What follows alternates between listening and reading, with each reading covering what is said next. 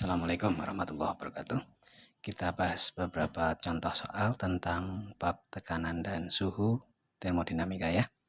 Soal nomor 1, ada suatu pengukur vakum dihubungkan dengan ruangan untuk membaca, ternyata terbaca 5,8 PSI.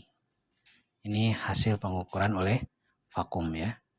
Kemudian pada lokasi tersebut tekanan atmosfernya adalah 14,5 PSI.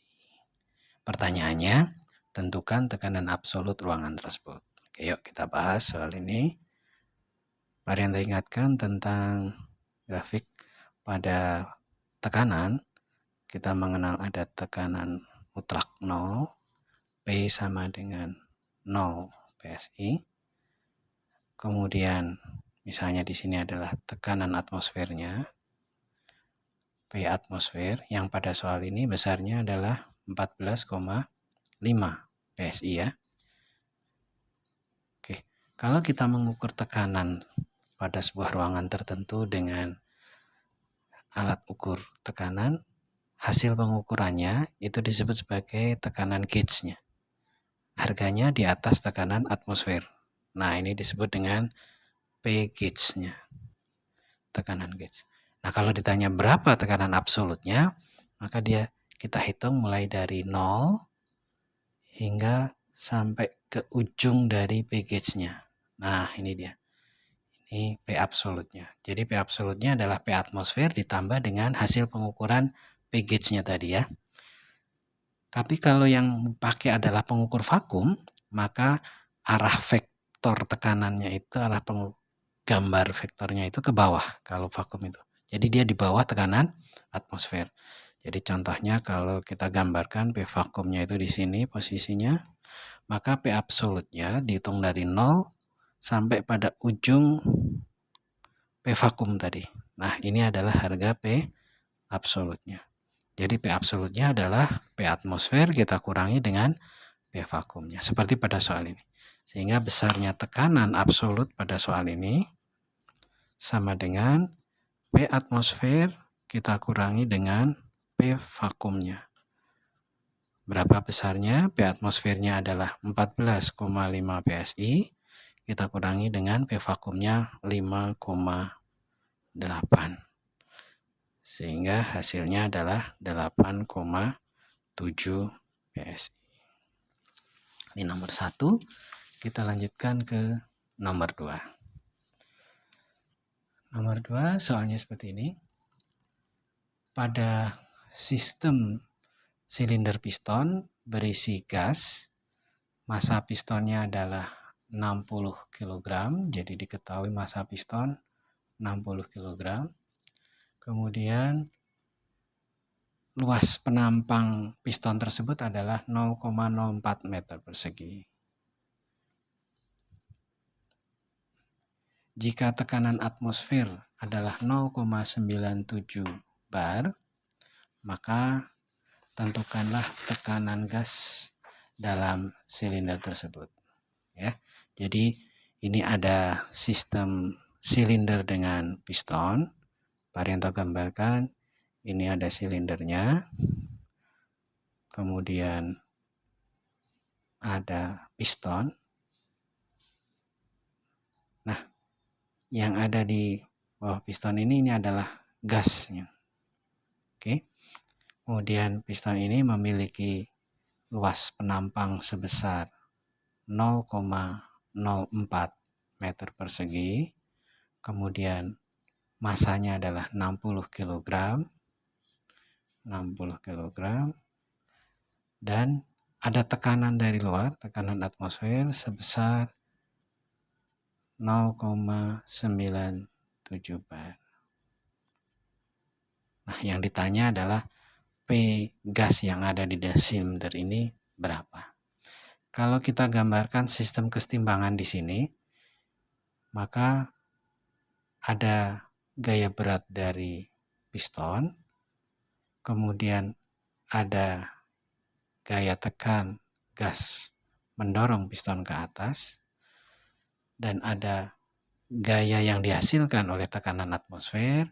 Sistem ini setimbang, maka bisa kita tuliskan bahwa W piston kita tambah dengan F karena atmosfer, ini akan sama dengan F oleh gas. Nah, masih ingat hubungan antara tekanan dengan gaya? P adalah F, kita bagi dengan luas penampangnya. Sehingga kalau W piston itu adalah massa kali gravitasi, F atmosfernya bisa kita dapatkan dari P atmosfer, kita kalikan dengan luas penampang. F gasnya adalah P gas, kita kalikan dengan luas penampangnya. Nah, ini kalau kita bagi dengan luas penampang semua, maka P gasnya itu sama dengan P atmosfer, kita tambah dengan M kali gravitasi dibagi dengan luas penampang. Sekarang kita masukkan harga-harganya, bahwa P atmosfernya itu adalah 0,97. Kemudian massa kali gravitasi dibagi dengan luas penampang. Ini kalau kita masukkan harga-harganya, massanya adalah 60, gravitasinya adalah 10, luas penampangnya 0,04. Kalau ini satuannya kilogram, 10 itu meter per sekon kuadrat dan 0,04 itu adalah meter persegi, maka ini baru dalam satuan Pascal ya. Kalau ingin dalam satuan bar, jangan lupa dikali 10 pangkat negatif 5. Nah, sehingga kalau kita nyatakan dalam satuan bar 0,97, oke, ditambah dengan 60 kali 10 dibagi 0,04, ini adalah 0,15 dikali 10 pangkat 5, terus di belakangnya lagi masih ada 10 pangkat negatif 5, gitu ya. Nah, ini maka 10 pangkat 5 kali 10 pangkat 5-nya habis, tinggal 0,15, maka tekanannya adalah 1,12 bar. 1,12 bar.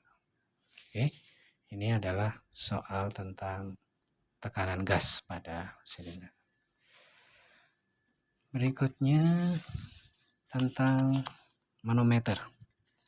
Ini ada soal tentang manometer.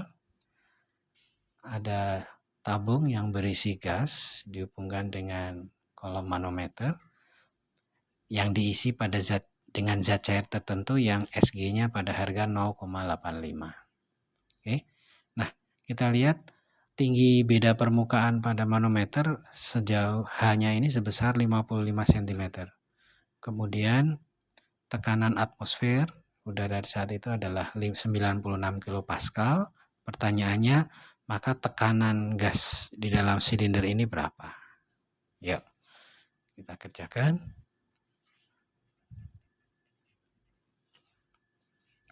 Yang pertama kita harus cari dulu berapa massa jenis zat cair yang kita isikan pada manometer ini. Bahwa massa jenis zat cair dengan spesifik graviti tertentu, nilainya adalah harga spesifik graviti yang dia punya, kita kalikan dengan rho air. Rho air masih ingat 1000 ya, sehingga 0,85 kita kali dengan 1000 kg per meter kubik. Maka hasilnya adalah 850 kg per meter kubik. Oke, selanjutnya kita cari P gas. Jadi kalau tekanan gas di situ, udara gas yang ada di dalam silinder ini akan menekan permukaan kiri dari zat cair sehingga dia akan naik setinggi H, namun dia juga harus melawan tekanan udara atau tekanan atmosfer di sini. Ya, jadi dia mendorong zat cair ini plus dia harus menahan P atmosfer. Jadi P gas ini sama dengan rho zat cair kali G kali H masih ditambah lagi dengan P atmosfernya.